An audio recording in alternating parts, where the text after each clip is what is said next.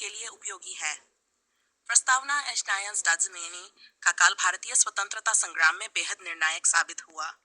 इस समय भारत में राजनीतिक चेतना तेजी से बढ़ रही थी और ब्रिटिश शासन के प्रति जनता का असंतोष चरम पर था। इसी दौर में साइमन कमीशन का आगमन और नेहरू रिपोर्ट का निर्माण हुआ। यह समय भारतीयों की राजनीतिक आकांक्षाओं और ब्रिटिश हुकूमत की चालों के बीच संघर्ष का काल था। यह वही समय था जब स्वतंत्रता का स्वरूप और उसके मार्ग को लेकर नई बहसें शुरू हुई। साइमन कमीशन पृष्ठभूमि 1919 के भारत सरकार अधिनियम के तहत ब्रिटिश सरकार ने यह प्रावधान किया था कि 10 वर्षों के भीतर भारत में संवैधानिक सुधारों की समीक्षा के लिए एक आयोग नियुक्त किया जाएगा। लेकिन ब्रिटिश सरकार ने 1947 में ही आयोग का गठन कर दिया। गठन आयोग का नाम उसके अध्यक्ष सर जॉन साइमन के नाम पर पड़ा। इस आयोग में कुल 6 सदस्य थे और सभी ब्रिटिश थे। किसी भी भारतीय को इसमें शामिल नहीं किया गया। भारतीयों की नाराजगी। भारतीय नेताओं ने आयोग में किसी भारतीय के न होने को अपमानजनक माना। यह भारतीयों की राजनीतिक चेतना और स्वाभिमान पर सीधा आघात था। सभी प्रमुख दलों और संगठनों ने इस आयोग का बहिष्कार करने का निर्णय लिया। साइमन कमीशन का बहिष्कार। साइमन गो बैक का नारा जश्न में जब कमीशन भारत पहुंचा तो हर जगह उसका जोरदार विरोध हुआ। जगह जगह विरोध जुलूस निकाले गए, काले झंडे दिखाए गए और साइमन गो बैक के नारे लगे। प्रमुख विरोध स्थल लाहौर। यहाँ लाला लाजपत राय ने विरोध का नेतृत्व किया। विरोध जुलूस पर पुलिस ने लाठीचार्ज किया, जिसमें लाला लाजपत राय घायल हो गए। कुछ सप्ताह बाद उनकी मृत्यु हो गई। इसे भारतीय जनता ने शहीदी के रूप में देखा। हिंसक प्रतिक्रिया। भगत सिंह, राजगुरु और सुखदेव ने लाजपत राय की मौत का बदला लेने के लिए लाहौर में अंग्रेज अधिकारी सॉन्डर्स की हत्या कर दी। साइमन कमीशन की सिफारिशें। साइमन कमीशन ने जो सिफारिशें दी वे 1930s में प्रकाशित हुई। मुख्य सिफारिशें थीं: प्रांतीय स्वशासन की दिशा में प्रगति, केंद्र पर ब्रिटिश नियंत्रण बना रहना, अल्पसंख्यकों के लिए पृथक निर्वाचन बनाए रखना, भारत में संघीय शासन व्यवस्था की संभावना। भारतीय नेताओं ने इन सिफारिशों को अस्वीकार कर दिया कि वे जनता की आकांक्षाओं के अनुरूप नहीं थीं।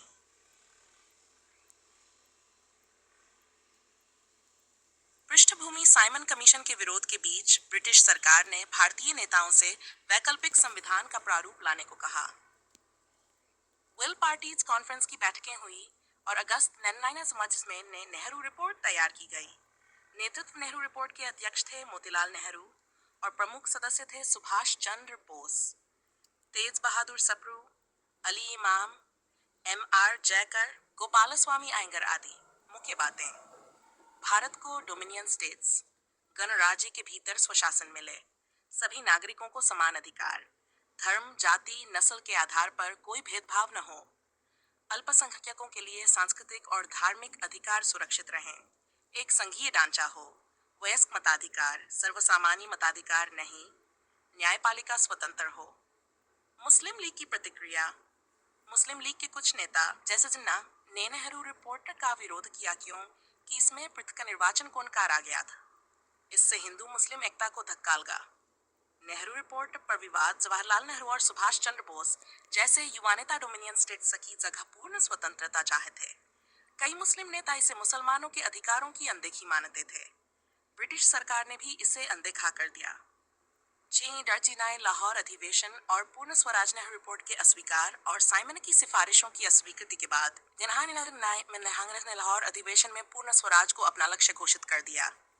6 जनवरी 1960 को पहली बार स्वतंत्रता दिवस मनाया गया। ये वही समय था जब विनय अवज्ञा आंदोलन की पृष्ठभूमि बनी।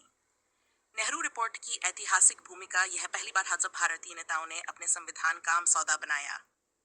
इसमें धर्मनिरपेक्षता, समान नागरिकता और संघीय ढांचे की बातें सामने आईं। यह भारतीय संविधान की नींव रखने वाला दस्तावेज माना जाता है। साइमन कमीशन और नेहरू रिपोर्ट की तुलना। पक्ष: Simon commission, Nehru report British सरकार द्वारा बनाया गया। ब्रिटिश सरकार द्वारा बनाया गया, पूरी तरह ब्रिटिश सदस्य भारतीय नेताओं द्वारा बनाया गया। उद्देश्य: अनाइन के अधिनियम की समीक्षा, भारत के लिए भविष्य का संविधान। दृष्टिकोण: भारत में ब्रिटिश प्रभुत्व बनाए रखना, भारत को डोमिनियन स्टेटस देना। कुछ नेता पूर्ण स्वराज चाहते थे। अल्पसंख्यक अधिकार, पृथक निर्वाचन का समर्थन, सांस्कृतिक अधिकार पर पृथक निर्वाचन नहीं, जनता की प्रतिक्रिया, व्यापक विरोध, प्रारंभिक समर्थन, बाद में मुस्लिम असंतोष। निष्कर्ष साइमन कमीशन और नेहरू रिपोर्ट दोनों ही भारतीय स्वतंत्रता संग्राम के महत्वपूर्ण अध्याय थे। साइमन कमीशन ने जनता में ब्रिटिश शासन के प्रति गहरी नाराजगी पैदा की। नेहरू रिपोर्ट ने भारतीयों की राजनीतिक परिपक्वता और स्वशासन की आकांक्षा को रेखांकित किया। अंततः इन घटनाओं ने भारतीय स्वतंत्रता आंदोलन को पूर्ण स्वराज की ओर अग्रसर किया और खाड़ी का अश्विनी अवज्ञा आंदोलन इसी पृष्ठभूमि में प्रारंभ हुआ। विरासत नेहरू रिपोर्ट भारतीय संविधान के विकास की दिशा में पहला भारतीय प्रयास थी। साइमन कमीशन के बहिष्कार ने राष्ट्रीय एकता को नए आयाम दिए। यह दौर भारत की आजादी की निर्णायक यात्रा की ओर एक बड़ा कदम